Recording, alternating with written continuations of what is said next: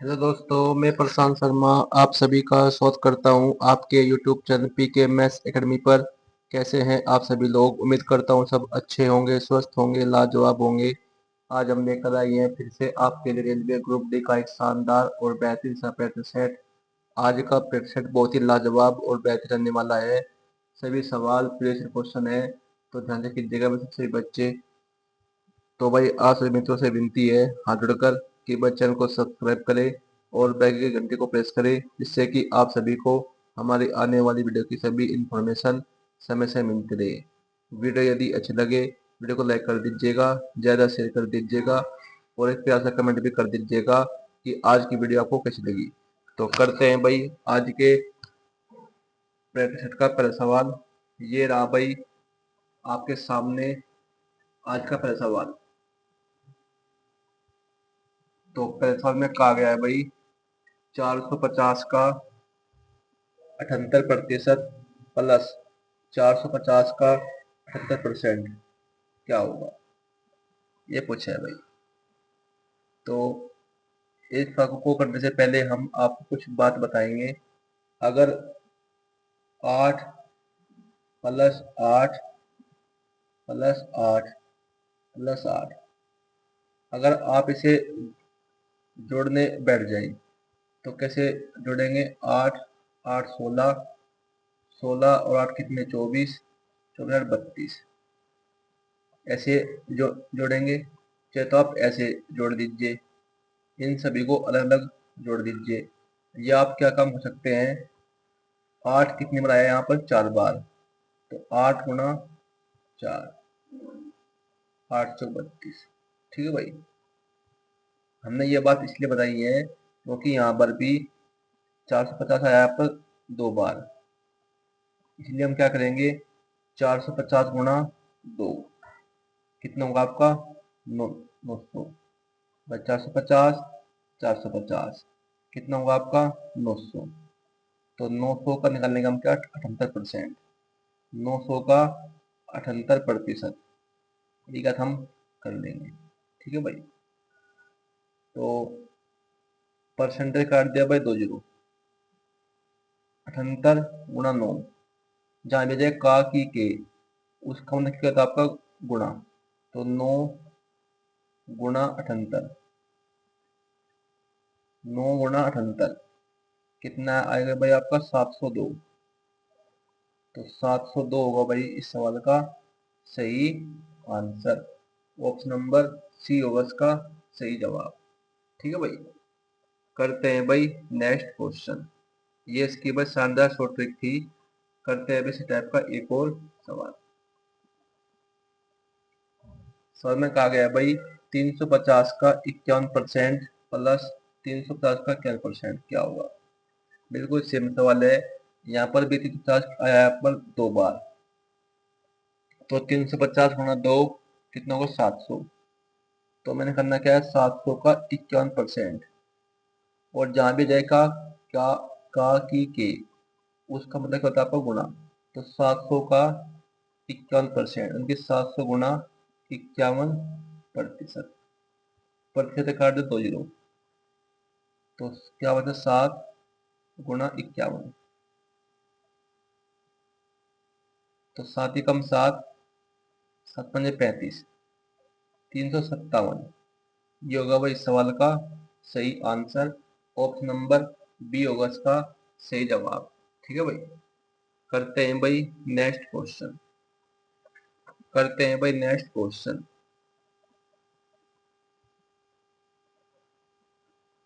सवाल में कहा गया भाई x रुपए को 9% वार्षिक साधारण ब्याज पर 7 वर्ष के लिए निवेश करके उतना ही ब्याज प्राप्त होता है जितना y रुपए को 5.25% वार्षिक साधारण ब्याज पर 16 वर्ष के लिए निवेश करके प्राप्त होता है।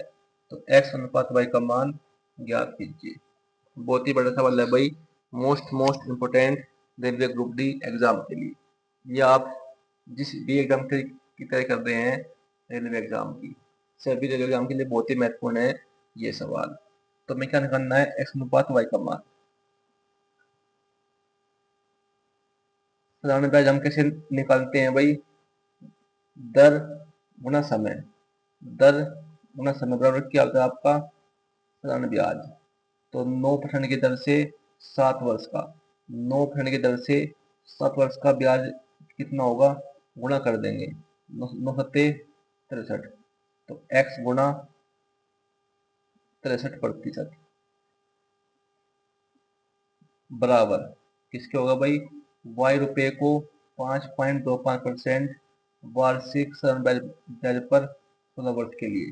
तो 5.25% की दर से 16 वर्ष का ब्याज कि कितना होगा भाई? गुणा कर देंगे। गुणा करके क्या आएगा आपका आएगा 84%। तो y का 84%। परसेंटेज काट दिया परसेंटेज। इसे काटो आप 7 से काट लो। 7×9=63, 7 एकम 7, 7×9=14। अब काटो 3 से, 3×9, 3×4=12। अब x की वैल्यू क्या होगी? 4, y की वैल्यू 3, s की वैल्यू 4, y की वैल्यू 3। तो यहाँ से x अनुपात y, x अनुपात y क्या आएगा आपका? x का मान 4, y का मान 3। तो x अनुपात y क्या आएगा आपका? 4:3। यही होगा इस सवाल का सही आंसर। ऑप्शन नंबर सी होगा इसका सही जवाब। ठीक है भाई। तो करते हैं बस इस टाइप का एक और सवाल।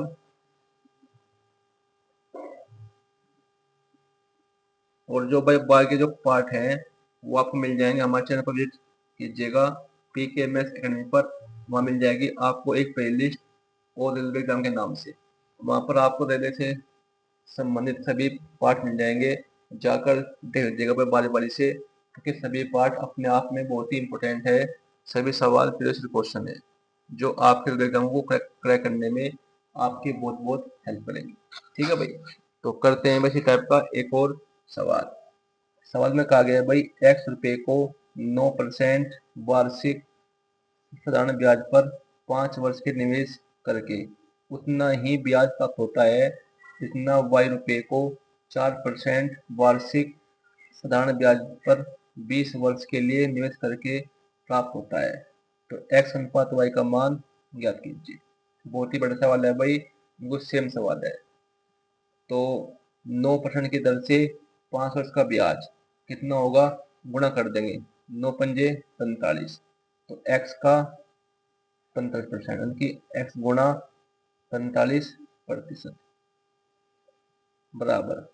इसी प्रकार 4% की दर से 20 वर्ष का ब्याज कितना होगा? गुणा कर देंगे। 20×4=80। तो y गुणा 80%। परसेंटेज काट दिया परसेंटेज। अब ये कहीं से कट रहा है भाई, इसे कटो 5 से। 5×9=45, 5 हजार कितनी बार? 16 बार।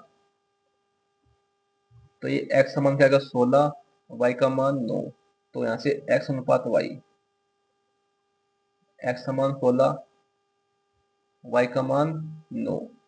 तो 16:9। ये होगा भाई इस सवाल का सही आंसर। ऑप्शन नंबर डी होगा इसका सही जवाब। ठीक है भाई। करते हैं भाई नेक्स्ट क्वेश्चन। करते हैं भाई नेक्स्ट क्वेश्चन।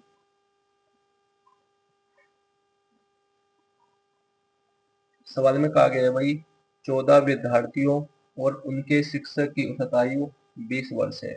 यदि शिक्षक को छोड़ दिया जाए तो उनकी औसत आयु 1.5 वर्ष कम हो जाती है। शिक्षक की आयु कितनी है? बहुत ही बड़ा सवाल है भाई, मोस्ट इम्पोर्टेंट। इस टाइप का सवाल आपके रेलवे एग्जाम में जरूर पूछा जाता है, तो ध्यान से कीजिएगा भाई। हमें सवाल में क्या आ गया है कि 14 विद्यार्थी क्या दिए हैं भाई? 14 विद्यार्थी, क्योंकि 1, 2, 3,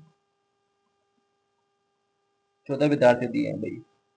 14 विद्यार्थी और उनके शिक्षक। एक क्या है इसमें? शिक्षक। 15 क्या है इसमें? शिक्षक। 15 क्या है इसमें? शिक्षक।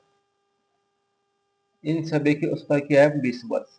इसकी भी भाई 20 वर्ष है, इसकी भी 20 वर्ष है, इसकी भी 20 वर्ष है, इसकी भी 20 वर्ष है और इसकी भी 20 वर्ष है।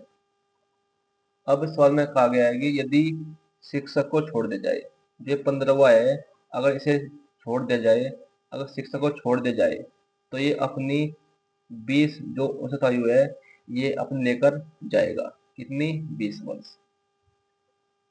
जब शिक्षक को छोड़ दिया तो उनकी औसत आयु 1.5 वर्ष कम जाती है, यानी कि इसकी भी 1.5 वर्ष कम हो गई, इसकी भी 1.5 वर्ष कम हो गई, इसकी भी 1.5 वर्ष कम हो गई, इसकी भी 1.5 वर्ष कम हो गई।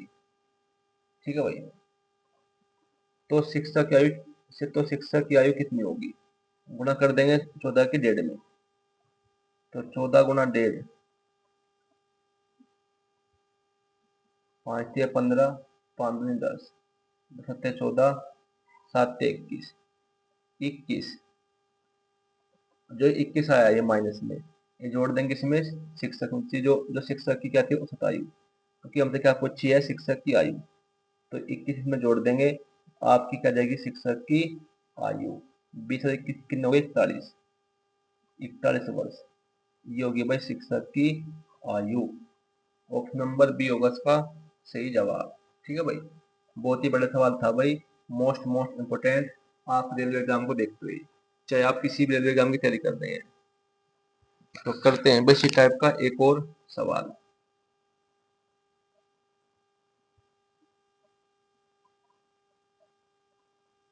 सवाल में कहा गया है भाई 16 विद्यार्थी और उनके शिक्षक की उम्र क्या है? 22 वर्ष। यदि शिक्षक को छोड़ दिया जाए तो उनकी औसत आयु 1.5 वर्ष कम हो जाती है। जहां भी क्या जाए कम हो जाती है, आपको क्या करना है, उसमें शिक्षक की जो आयु छोड़े छोड़ी जाती है उसमें जोड़ देते हैं। ठीक है भाई, जहां भी जाए कम। तो शिक्षक की आयु कितनी है ये पूछिए भाई।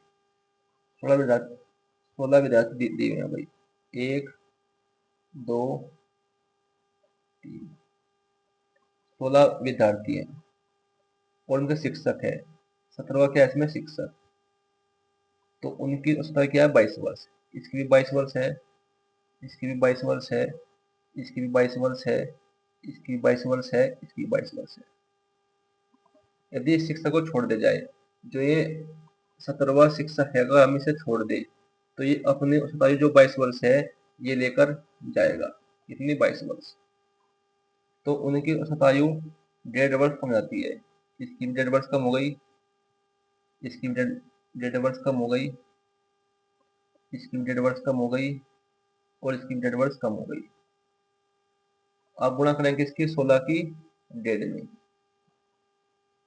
तो 16 गुना 1.5, 16 गुना 1.5, 5 या 15, 5 दूनी 10, 2 16, 8 24, 24 वर्ष कम होगी। अब जब कम है 24, इनको जोड़ देंगे इसमें शिक्षक की आयु में, जो शिक्षक की क्या है औसत आयु, क्योंकि हमें याद करने क्या है शिक्षक की आयु 22 ही है, -24 ही है, तो जोड़ देंगे क्या 24 वर्ष। तो आपकी क्या जाएगी शिक्षक की आयु 4 और 2 6, 2 2 4, यानी कि 46 वर्ष। यही होगी भाई शिक्षक की आयु कितनी? 46 वर्ष। ऑप्शन नंबर डी होगा इसका सही जवाब। ठीक है भाई, बहुत ही बड़े सवाल थे भाई, दोनों ही मोस्ट इम्पोर्टेंट आपका रेलवे ग्रुप डी या अन्य कोई भी एग्जाम हो आपका रेलवे का, सभी के लिए बहुत इंपॉर्टेंट। तो करते हैं भाई सवाल।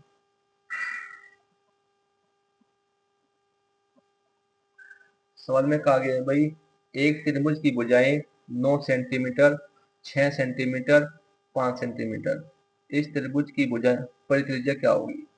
क्या पूछे है भाई? त्रिभुज की परित्रिज्या। जब भी त्रिभुज की भुजाएं अलग अलग दी हो वो क्या होता है आपका विषमबाहु त्रिभुज। जब भी त्रिभुज की भुजाएं अलग अलग दी हो वो क्या होता है आपका विषमबाहु त्रिभुज। हमें निकालने क्या है इस त्रिभुज की परित्रिज्या। तो त्रिभुज की परित्रिज्या का फॉर्मूला क्या होता है आपका? होता है आपका r बराबर ए बी सी बटे में 4a, जहां r क्या है आपकी त्रिभुज की परित्रिज्या, ए बी सी क्या है त्रिभुज की भुजाएं। एक क्या है इसमें, त्रिभुज का क्षेत्रफल।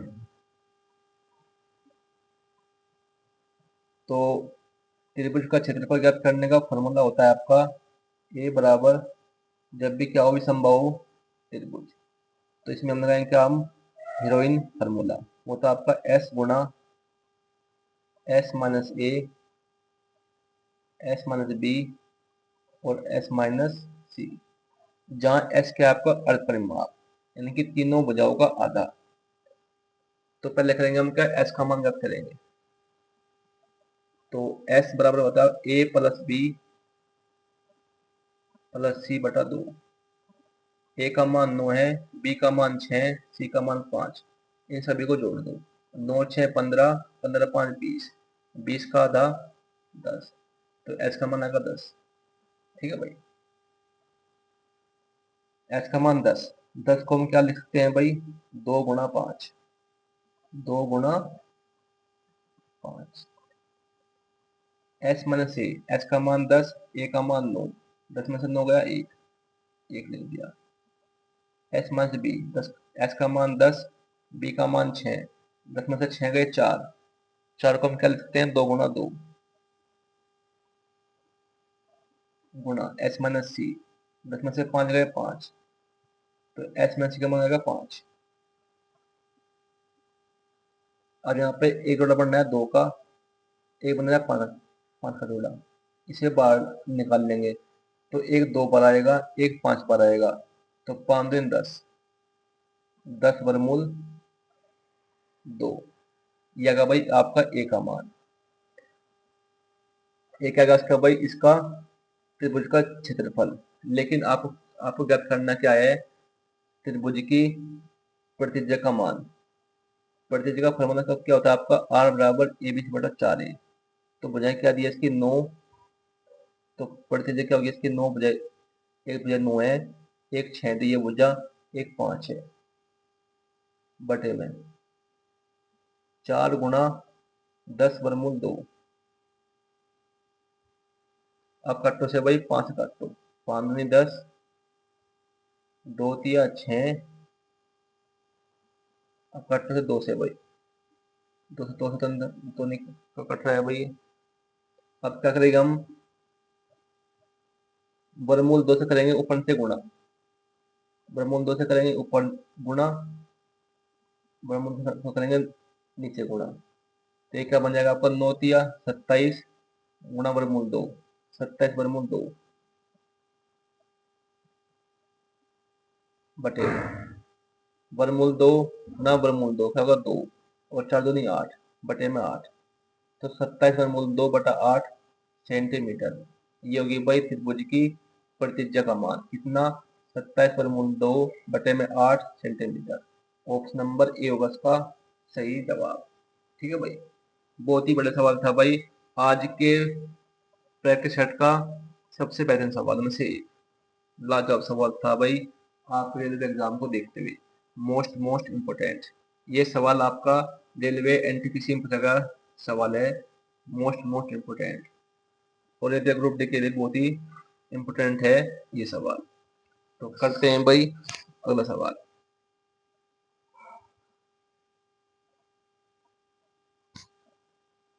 सवाल में कहा गया है भाई, a plus b plus c बराबर 1, a b plus b c plus c a बराबर -1, ए बी सी बराबर -1, तो ए की पावर 3 प्लस बी की पावर 3 प्लस सी की पावर 3 का मान क्या होगा। बहुत ही बड़ा सवाल है भाई, इस सवाल को बताएंगे हम आपको एक धांसू शॉर्ट ट्रिक। इस सवाल को बताएंगे हम आपको एक धांसू शॉर्ट ट्रिक। ट्रिक क्या है भाई, इस सवाल को हम कराएंगे हम वैल्यू पुटिंग से। अगर हम यहाँ पर ए का मान प्लस का 1 रखे, बी का मान माइनस का 1 रखे, सी का मान प्लस का 1 रखे, देखते हैं भाई, यहाँ पर ए का मान 1 रखो, बी का मान माइनस 1 रखो, लिखो 1, तो माइनस 1 से 1 कट जाएगा, क्या बचेगा 1। ठीक है भाई, इसी प्रकार यहाँ पर करेंगे भाई, 1 गुणा -1 -1 1 1 1, तो -1 हो जाएगा ये, प्लस का -1 प्लस का 1, इससे ये कटेगा भाई, क्या बचेगा आपका 1, क्या बचेगा आपका माइनस का 1, 1 बचेगा। ठीक है भाई, इसी प्रकार करेंगे यहाँ पर भाई, ए का मान 1, बी का मान माइनस का 1, प्लस का 1, माइनस का 1 सही है भाई, यानी कि ये वैल्यू बिल्कुल सही है। हमने करना है किसका मान, ए की पावर 3 प्लस बी की पावर 3, ये बिना किसी फार्मूले के ट्रिक है भाई, ना इसमें किसी फार्मूले की जरूरत है, ना कोई इतना बड़ा फार्मूला याद करने की आपको कोई की जरूरत नहीं है।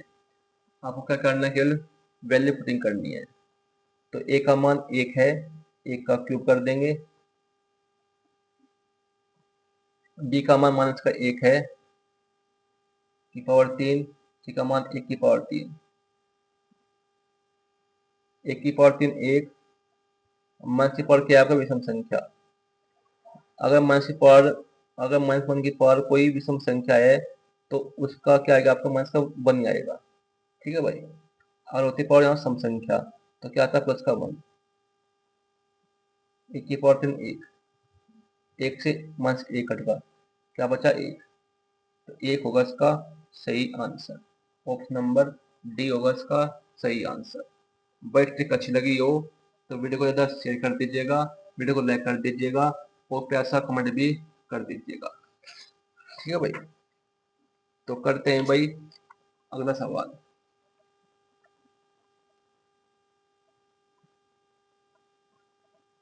सवाल में कहा गया है भाई, एक मेज के क्रय मूल्य का अंकित मूल्य से अनुपात 3:4 है। दुकानदार अंकित मूल्य पर 25% की दो समान क्रमागत छूट देता है और मेज को 2250 में बेचता है। जहाँ पे देखा आपका बेचता है वो क्या था, आपका विक्रय मूल्य, यानी ये क्या आपका विक्रय मूल्य, यानी कि एसपी का मान क्या आपका 2250 रुपये। इस दौरान होने वाली हानि ज्ञात कीजिए। हमने करने क्या इसमें हानि, और हानि में हमें ज्ञात करने किसमें भाई, रुपए में। अगर हमें निकालने इसमें हानि किसमें, परसेंटेज में, तो हमें इस वजह से कोई मतलब नहीं होता। लेकिन हमें ज्ञात करने के इसमें हानि निकालनी इसमें रुपए में, तो हमें इसकी जरूरत पड़ेगी इसमें। हमें सामने क्या दिया है, क्रय मूल्य और अंकित मूल्य का अनुपात, तो सीपी अनुपात एमपी। सीपी क्या दिया है 3, अंकित मूल्य क्या दिया 4। दुकानदार अंकित मूल्य पर 25% के दो सामान छोड़ देता है। 25% का मतलब क्या होता है आपका 1/4, 4 पर 1 की छूट, तो क्या होगा बस का विक्रय मूल्य 3/4, 3/4 गुना 3/4। अब जो ये एमपी है, जो अंकित मूल्य है, ये क्या बन जाएगा आपका भाई, विक्रय मूल्य यानी कि एसपी। तो 4 से 4 काट दिया, 1 3 से 3 काट दिया, 4 चल जाएगा इधर, तो यहाँ पे सीपी और एसपी उनके विक्रय मूल्य का अनुपात क्या होगा आपका, 4 चलेगा इधर, 4 सीपी हो जाएगा, 3 होगा आपका विक्रय मूल्य। ठीक है भाई, अब मैं सवाल में क्या दिया है भाई, मेज का जो विक्रय मूल्य है वो कितना है, 2250 रुपये। यहाँ क्या विक्रय मूल्य 3, तो 3 की वैल्यू हमें क्या दी है भाई, 2250। हमें निकालना है क्या इसमें, होने वाली हानि, विक्रय मूल्य 3, क्रय मूल्य 4, तो हानि कितनी होगी 1 की। हमें निकालना है 1 की वैल्यू, तो ये इसका कितना गुना है भाई, 3 सत्ते 21, 3 पंजे 15 जीरो, यह बस 750 गुना। जब इसका 750 गुना है तो इसकी हानि भी 1 न होकर ये भी क्या हो जाएगी इसकी भाई, 750 गुना। तो 750 गुना 1, 750 रुपये, ये होगी भाई इसकी हानि कितनी, 750 रुपये। ऑप्शन नंबर डी होगा इसका सही जवाब। बहुत ही बड़ा सवाल था भाई, मोस्ट इम्पोर्टेंट आपके रेलवे ग्रुप डी एग्जाम के लिए, या रेलवे का कोई भी एग्जाम हो। ठीक है भाई, करते हैं भाई इसी टाइप का एक और सवाल, करते हैं इसी टाइप का एक और सवाल। सवाल में कहा गया है भाई, एक मेज के क्रय मूल्य का अंकित मूल्य से अनुपात 4:5 है। दुकानदार अंकित मूल्य पर 20% की दो समान क्रमांक छूट देता है। 20% का मतलब क्या होता है आपका 1/5। और मेज को 16 रुपये में बेचता है।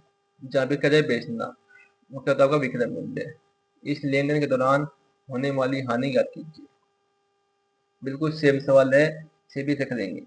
हमें दिया है क्या, क्रय मूल्य और अंकित मूल्य का अनुपात। क्रय मूल्य और अंकित मूल्य का अनुपात हमें क्या दिया है, 4:5। क्रय मूल्य 4, अंकित मूल्य 5। अब अंकित मूल्य पर 20% की दो समान छूट देता है।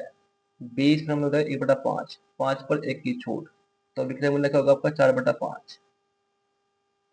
जब इस पर छूट दे दी तो ये अब जब अंकित मूल्य है ये क्या बनेगा आपका भाई, विक्रय मूल्य। ये बात आपको ध्यान रखनी है।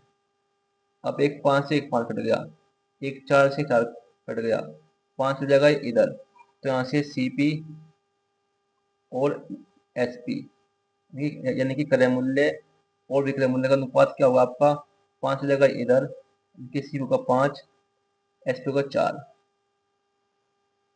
सीपी 5, एसपी 4, हानि कितनी की हुई, 1 की। हानि कितनी की हुई भाई, 1 की। अब सवाल में दिया है इसका विक्रय मूल्य क्या है, 16 रुपये। यहाँ क्या है 4, तो 4 की वैल्यू हमें क्या दी है भाई, 16 रुपये। हमें निकालनी है कि हानि, हानि कितनी है, 1 की। 1 की वैल्यू हमें ज्ञात करनी है। कितना गुना है भाई, ये है भाई 400 गुना। जब ये इसका 400 गुना है तो इसकी हानि भी 1 ना होकर ये भी कर इसकी 400 गुना, तो 400 गुना 1 कितना, 400 रुपये। ये होगी भाई इसकी हानि, कितनी, 400 रुपये।